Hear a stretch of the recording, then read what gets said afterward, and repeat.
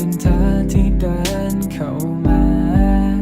หยิบยืนเอาความรักให้ช่วยฟื้นชีวิตมาปลุกหัวใจให้มีแร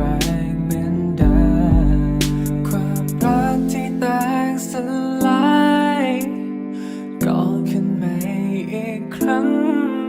ชีวิตที่เคยสิ้นหวังเริ่มจะสดใสแต่แล้วในวันนี้เธอคนเดิมที่เคยจากฉันไปกลับมาขอคืนวันเก่า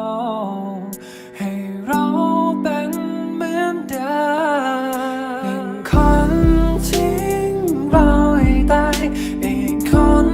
ให้ลมหายใจหนึ่งทาง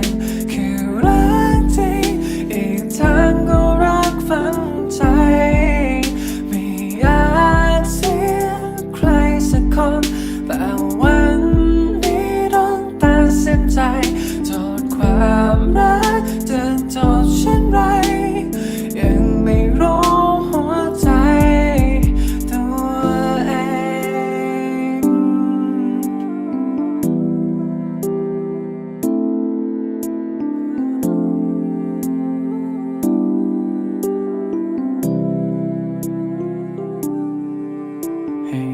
วันที่เธอเดินไปฉันก็ยังมีเขาก็มาดูแลอยู่เคียงข้างกายวันที่ฉันมีใจเธอก็ปล่อยให้ฉันต้องเจ็บและช้ำมากมายแต่ก็เพราะว่ารักและความผูกพันมันทำให้สับสนฉันไม่รู้ว่ารักและใกล้ชิดกันฉันมีกี่คน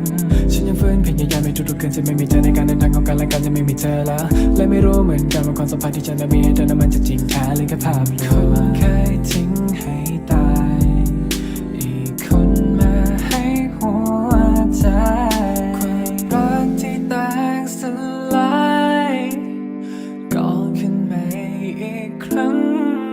ชีวิตที่เคยสิ้นหวังเริ่มจะสดใส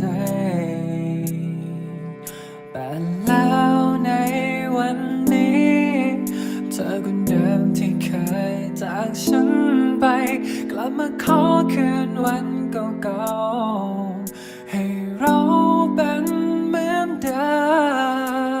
มหนึ่งคนที่